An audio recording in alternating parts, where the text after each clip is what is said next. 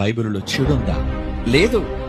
నువ్వు ఈ పని చెయ్యకూడదు, ఇలా చేస్తే చెడు, ఇలా చేస్తే మంచి అని వ్రాయబడింది బైబిల్లో. చెడును గూర్చి చెప్పినంత మాత్రాన బైబిల్ చెడవుతుందా? మాటి మాటికి తీసుకొచ్చి ఆ లోతును గురించి చెబుతుంటారండి. లోతు తన కుమార్తెలతో ఉన్నాడని. బైబిల్ దాన్ని సమర్థించలేదే.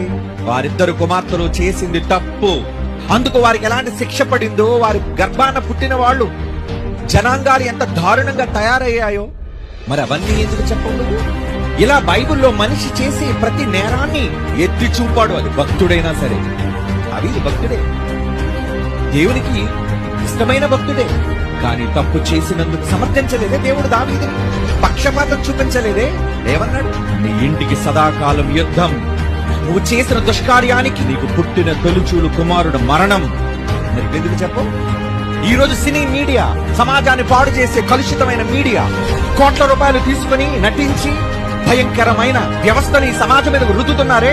అశ్లీలమైన పాటలు, అశ్లీలమైన మాటలు, బూతులతో ఈరోజు సినిమాలు చేస్తున్నారే. అవైతే రోజు చూడొచ్చు, రోజు ప్రసారం చేయొచ్చు, దానికోసం పోస్టర్లు ఎతికించొచ్చు, దానికోసం పబ్లిసిటీ చేయొచ్చు. బైబిల్ కోసం చేయకూడదా? భారతదేశంలో ఈ రోజున్న సినీ వ్యవస్థలో బూతు లేదని చెప్పమనండి. ప్రతి సినిమాలో ఒక వ్యాంప్ సాంగ్, ఒంటి మీద అరకొర బట్టలతో గెంతుతే దానికోసం కుర్రకారు బట్టలు చింపుకొని వెళ్ళి చూడాలి, జోబులో డబ్బులు ఖర్చు పెట్టి రావాలి. ఇది ఓకే నీకు?